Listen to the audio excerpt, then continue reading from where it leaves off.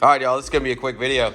As you see, we got the skid plate all ready to go on. It's my belly skid. Engine skid is its own separate entity. So I've got a little issue going on where my frame rails, as y'all probably can assume, don't forget to subscribe to my OnlyFans. My frame rails are absolutely destroyed.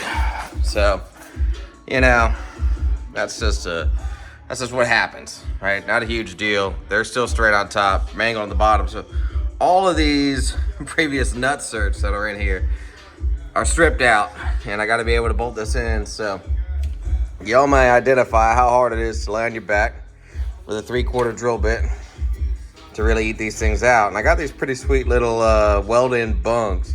I've done new Nutserts on this frame already twice, and you know, they don't last when your frame looks like that. So we're gonna try these Welding units now, so that way I could be stupid enough to completely mangle them, then make it much harder for me the next time I gotta go fix this. So what I've found is laying on your back is pretty fun when it comes to getting the pressure you need to be able to control the drill and drill these things out. You might see my little friend here, and I've seen this on the internet before, and I thought it was more of a joke than anything, but I swear it works great. So I figured I wasn't gonna make a video, but I gotta show you all this, so check this out. As always, y'all, leave your holes.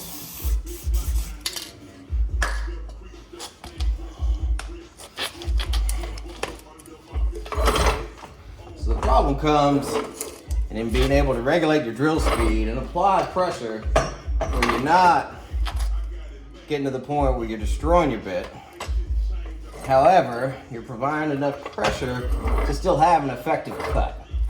And I am willing and ready to receive every single piece of internet hate I deserve on this, because this blew my mind when I first started it. So I got my drill set its low setting, my 3/4 bit chalked up in it, and I'm just gonna slowly set it to drill.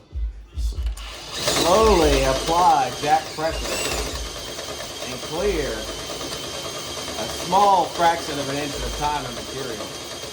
And as you can see, it's removing material pretty damn good. So I'm a little pump. It's gonna bog down a little bit, but that's all right. A little pump. Don't forget to lube intermittently. Can't get too much drill speed going. A little more pump.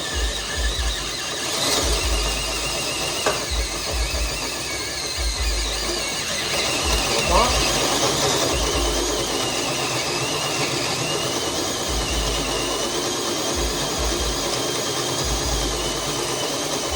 A little pump.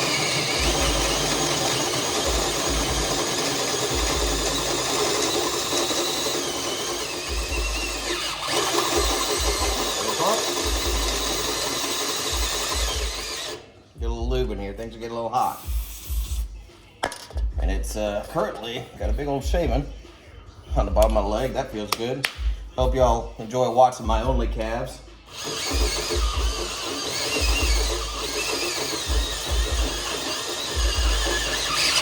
Woo! See, that'll happen.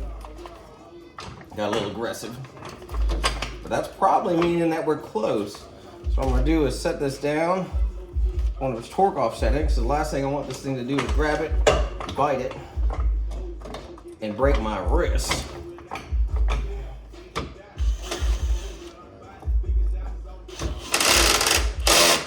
All right.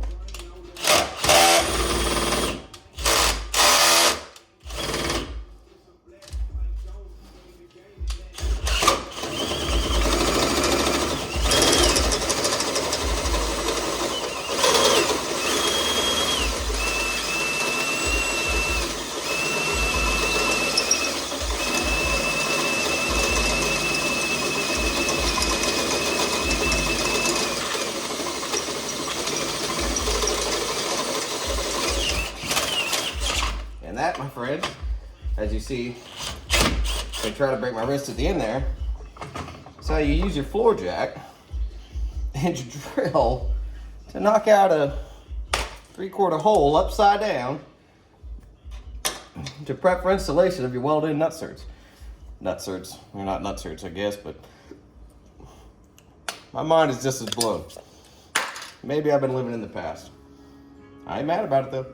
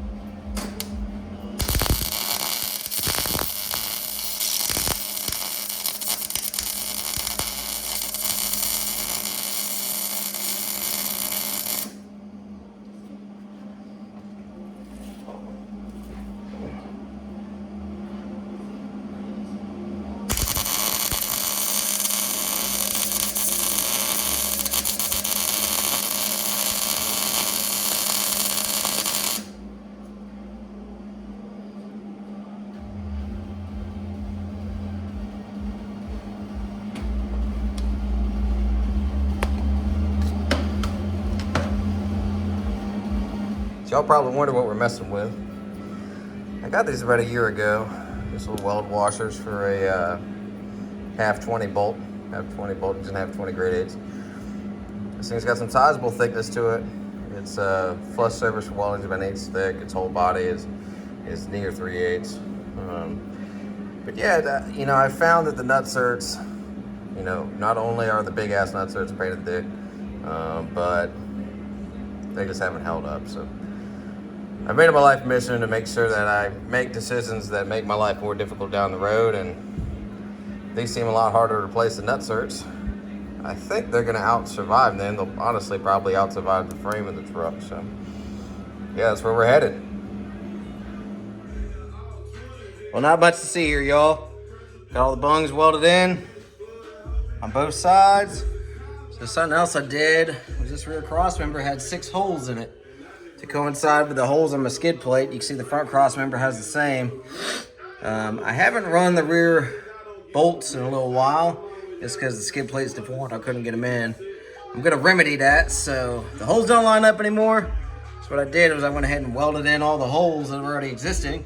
When I put the skid back on later this week, I'll go ahead and relocate those holes, drill and tap them, and she'll be locked on down again and good to go. All right, y'all, that's a wrap. Skid's in. I thought the little gap was gonna bother me, but I think it's gonna be all right. Not doing anything about that. Got all the bolts in the front. We'll work on later this week getting bolts in the rear, but everything's torqued down and good to go. Like I said, y'all didn't mean to make a video today, but here y'all go. Hope y'all enjoyed it. Have a good day.